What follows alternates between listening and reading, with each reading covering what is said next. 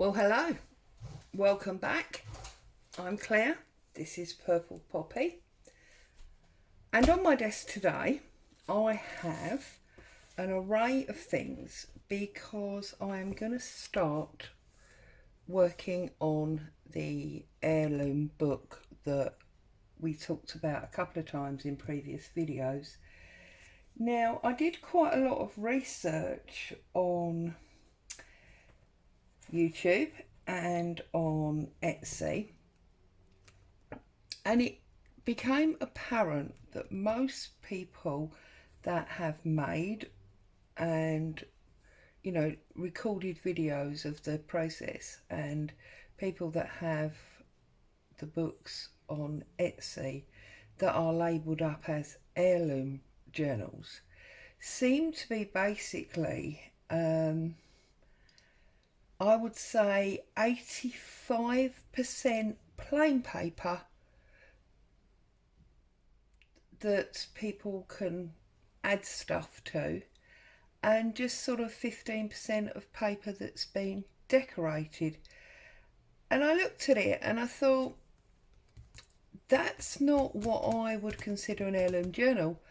That's what I would call a naked journal or a part decorated journal. So I got myself all sort of confused, because an heirloom journal to me is this old family type book that I talked about before. Now, I did some more research into that and I come to realise that they weren't particularly family books, they were family Bibles, and that there was a number of blank pages within those Bibles that people had then added family history to. Now, I don't want to get involved in religion or politics or anything that may offend anybody, so I'm not going to use a Bible. I'm not going to look at a Bible, because I think religion and politics are very personal and it's not something that belongs here on my channel. So that said, I have decided that what I am going to do is I am going to use only vintage papers or copies of vintage papers, and that I am going to either fill it full of my family story, or this first one that is maybe going to be a demo and a learning curve, I will fill with a story. No particular names or anything. Bless you, Colin. Hubby's got the sneezes up there. Just so that it has that, what I consider, proper heirloom feel. So, enough spouting. Let's do some crafting. Now, I've got this book here. Now, I've got 4 or 5 of these books. I've showed them to you several times before. The reason I love them is because they are all copyright free, which means you can pull out these pages and do whatever you want to them. You can use them in the easy digital pages that we did before. You can use them for colouring in, etc, etc. You can do whatever you like with them because they're copyright free. And this particular one is Renaissance Ornaments, or Ornamental. And this is the Universal Penman. Now this is exactly the same. You can see I've used most of this now. There is not much left. And this is a similar sort of book. Now, if you go on to Amazon, or onto the internet generally, you will find that if you type in copyright free books, or this ladies one, I've got a ladies and a man's and a transport, and you see this was 488. These, I believe, are, these are Dover books, and if anybody wants this particular one, there's the number. Look, it's Dover 0-486-23703-6. There you go. And this has got lots of old images in, and they're all female. Okay, but I'm not going to be using that one. I'm going to be using these two, and I've already torn out some of the pages that I want to use. So I've got those there, and then I've got this giant bit of tissue paper, and I'll show you what I'm going to use that for in a minute. But this is A2 size. It's massive, yeah? And for people outside the UK, the way we measure our paper here is that we start at an A0, which is ginormous, and then we fold it in half to get A1, in half again to get A2, in half again to get A3, and then half again to get A4. Now you can see this is not exactly, let's find a piece of A4. It's not exactly an A2 because that's come up a bit short, but there you go. And the reason I've got this A2 tissue paper out is I want to use it in a minute, but also I have ordered a ream of A2 newsprint paper. I've ordered the newsprint paper because it's thinner. It's beautiful once it's coffee dyed. I do sometimes have trouble printing on it, but I don't have an A2 printer, so I'm not going to be printing on it anyway, so that doesn't matter. Okay, and then I've got my old ledger book, and you can see it's got a line there. I'll explain that to you in a minute. So this is my lovely old ledger book that I managed to get on, I think it was eBay actually. I've had it for some time. And you've seen me open it up and tear pages out to use. Well, I have now gutted it completely. So I've taken the entire block out. Okay, because we're not wanting that for this job. And I have then cut the same piece off of the front and the back. The corner was very, very dog-eared. I did try to peel this off so that I could cover the cut edge, you see? But I don't think it's going to come off without tearing. So I'm thinking that maybe that's not going to work. But that's something that I will play with off camera when I've got lots more sort of elbow room and see if I can do that. But as always with an old book, there's a problem. You can see there's a hole here. Actually, before we go on to that, really interesting, can you see these tabs? And that's where it was, there was a tab of this like almost hessian that was fed through the strings. You can see where I've not cut them very tight there, and stuck down to help hold it all in place. So we've got this hole, okay, now that's a bit of an issue for us, and I'm hoping that I can obviously not hide it because I want it to be honest and true, but that I can repair that hole with some tissue paper and some of our tinted PVA.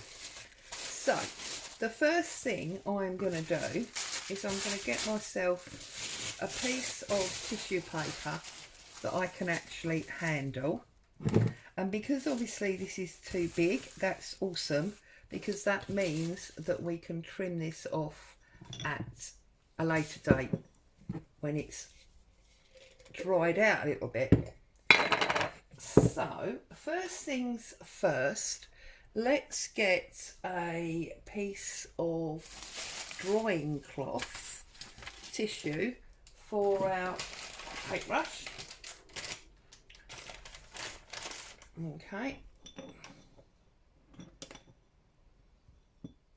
So get rid of that, dry that off. Now, just before I do this, one thing I did do late last night was I took some saddle soap and I rubbed it into this spine. Okay, you can actually see here, look, 1, 2, 3, 4, there were 6 signatures inside there. I did rub some saddle soap into this leather spine because it was getting very dry and powdery, and it's made it much brighter, and I believe it's probably fed it well, so that will make it much stronger as well. So I'm just going to take my tinted glue, the same glue that I always use, and I am going to paint the inside of this spine. Now I am sure there are some proper, honest to goodness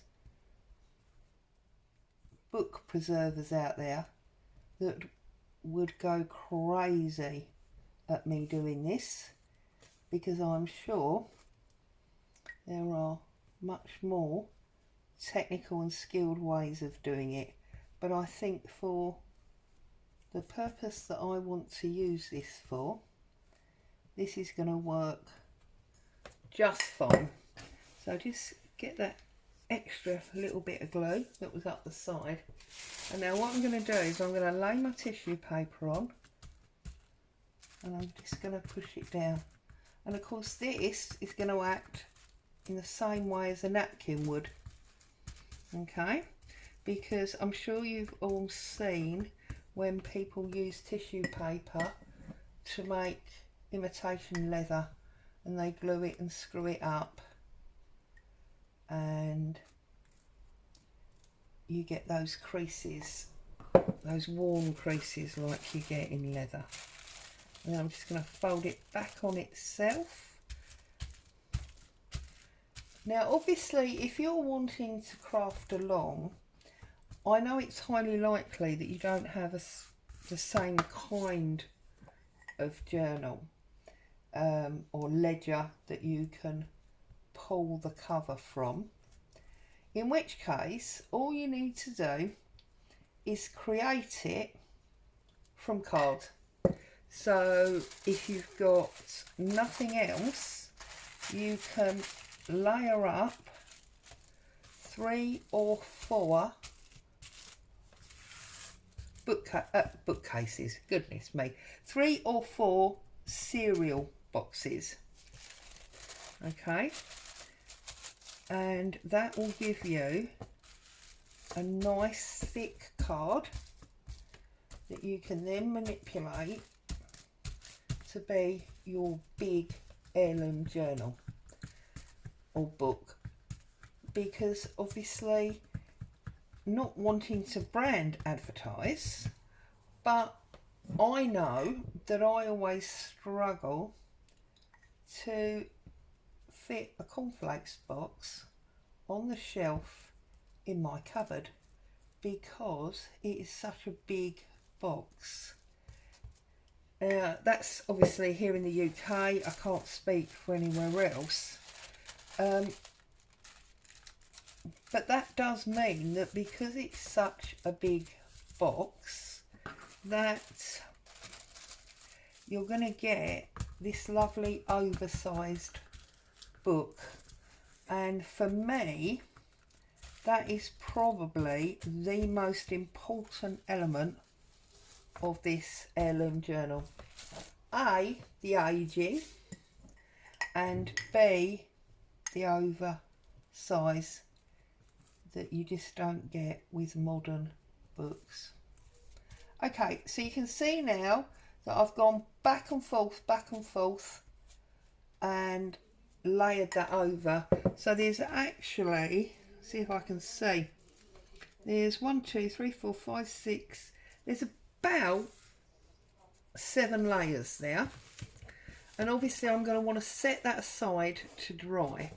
But what my intention is once it is dry, you can see already that's gone a bit brown.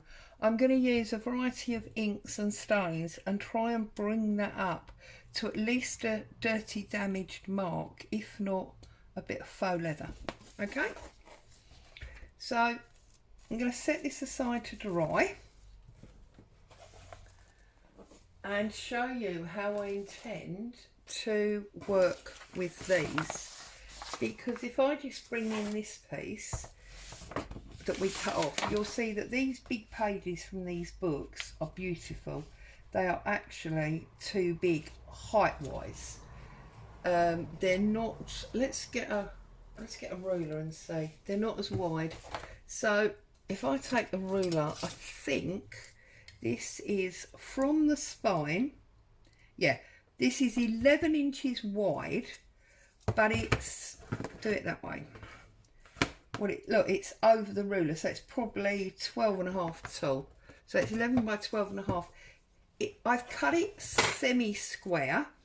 I'm not 100% sure at the moment if I may not take a little bit more off it, so it's more long and thin than square. But in the meantime, I want to work with these pages. So because this is, as you can see, too tall, and I'm sorry, I know I've not covered my desk today, have I? Let's bring my tray up, see if that helps. There you go. Because this is slightly too tall, I am just going to trim the top and the bottom of them with the tear ruler so I get the nice shape. And I'm just going to the open set line in my ruler to give me a measurement, as it were. And then I'm going to do the same on here.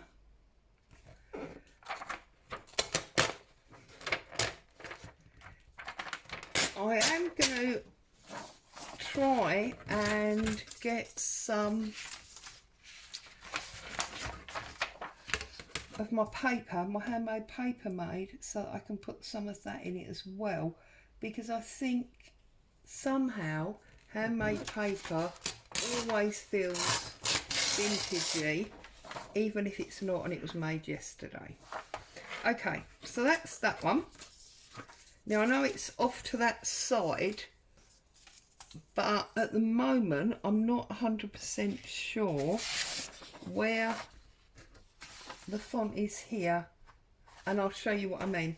So let's just do this one as well. Sorry, I was just trying to work out which side I wanted. So then I'm just gonna, and obviously I'm doing it this oversized because that's what I want. If that's going to cause you a problem, then obviously do it a size you're comfortable with. But it's just something that I wanted to do.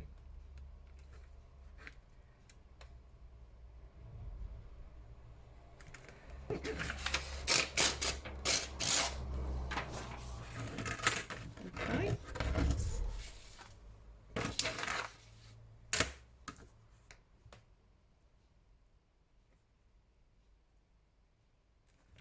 And I'm still using that centre line to give me a measurement guide. Okay, so we've got these two done. And what I want to do now is I want to connect them together. So I think we're going to connect the actual sides that were torn from the book. And I know they're nice and rough because that's what I like. If you have a problem with that, obviously you can tear that up straight. And then I'm taking some of my masking tape. Now, here we go again. Words for different countries. Here in the UK, it will be masking tape or painter's tape. I'm not 100% sure what it would be called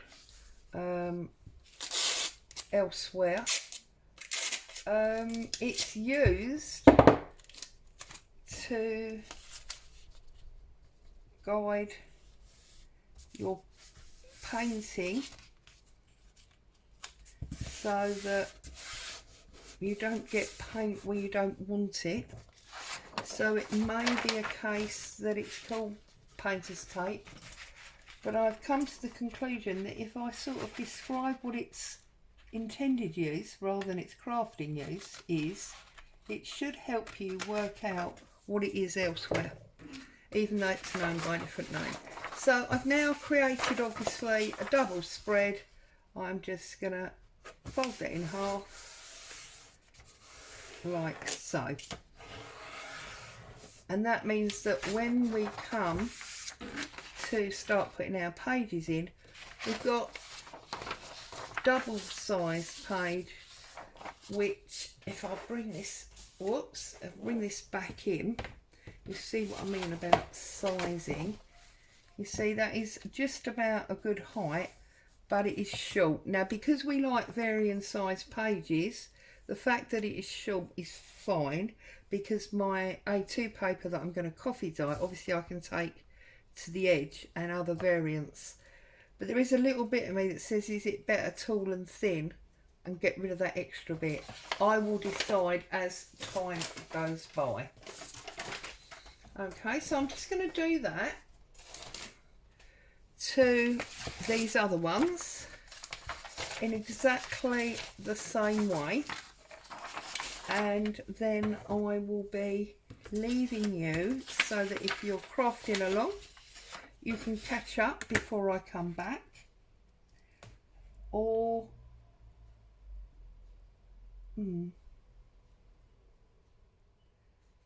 I don't want to lose too much of this design. So I'm actually now this time going to line up my numbers as a measurement, and I'm going to take more off of the bottom to make sure that it's the right length or height, whatever you want to say. So that would have been there, but we need extra. So what I'm going to do is I'm going to come across the bottom of this writing here, because that is where I believe will give us the right length. Okay.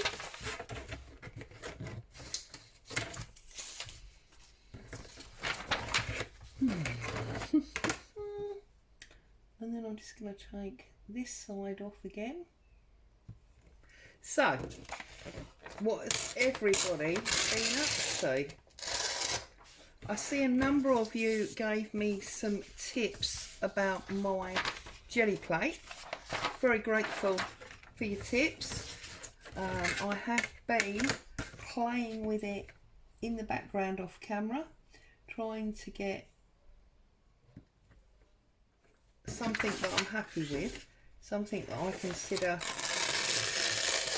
usable, and slowly but surely I am getting better, so that's obviously a good thing. Whoops, can't pick the ruler up. Can I go just under this swirl this time, I think, like so. I did give you the number of the lady, you know, the women book of this, and it show you the covers. With regard to price, I don't recall they were particularly expensive. Around about probably £7 or £8 in the UK. Now, whilst initially that would sound like quite a lot of money, I mean, as I said, in the one entitled Women, there are approximately, I think it was 480, wasn't it? In this Renaissance one, there's 1200 odd. So it does obviously depend on your subject matter and how large the images are, to how much you'll get, but seems like quite a lot to me for your money. And I mean, I've had these books for years. I have to be honest and say, although I know they're still available because I looked recently, I didn't actually buy them as part of journaling or even crafting. They were part of my business that we used to use as part of the design work. So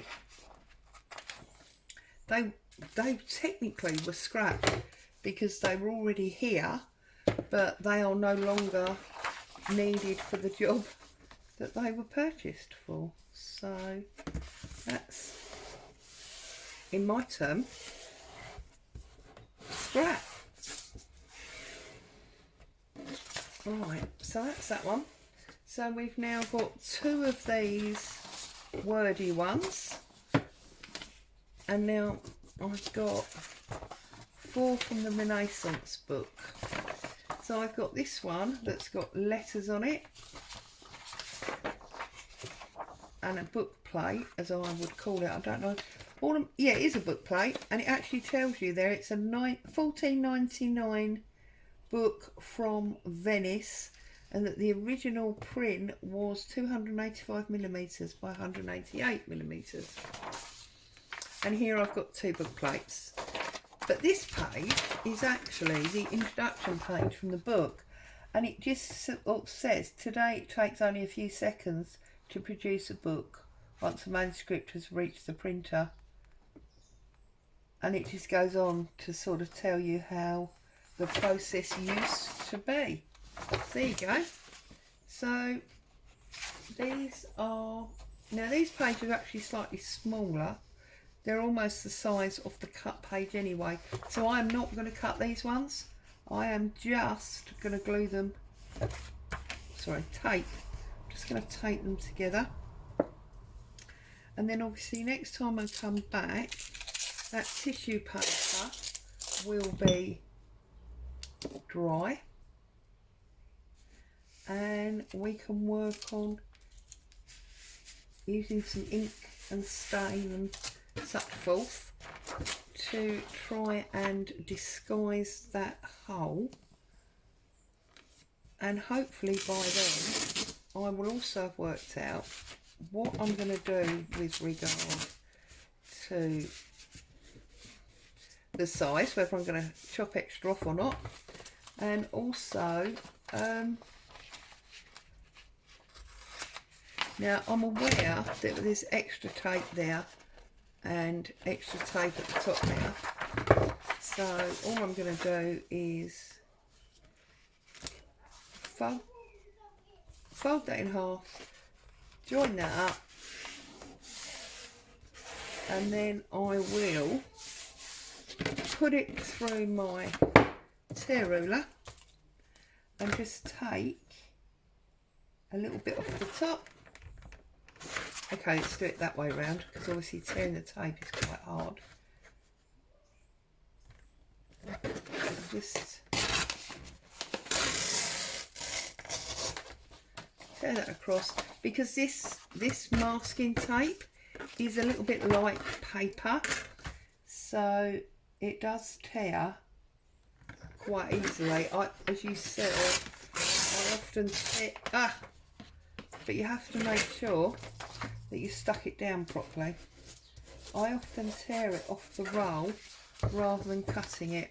Now if that happens, don't worry, because, well, I'm definitely not going to worry, because my argument is we are supposed to be making a vintage heirloom book. Well, on that basis, it's supposed to be tatty and worn. So I don't mind that odd little tear. In fact, to be honest with you, it makes me quite happy. There you go. So that's that one. And then the very last one is this one here. Yeah, I'm going to do it that way round. For some reason I'm in terrible trouble picking up this ruler today. Right, put that there. Put that there. Make sure we've got our torn edges together. Okay.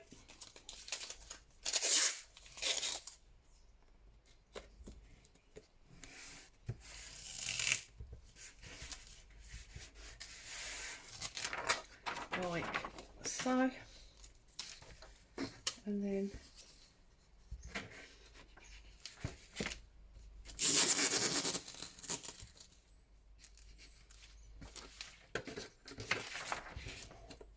just press that down like so. Okay, that's the very last bit of this heirloom for today. Have a great crafting time. Stay safe and happy.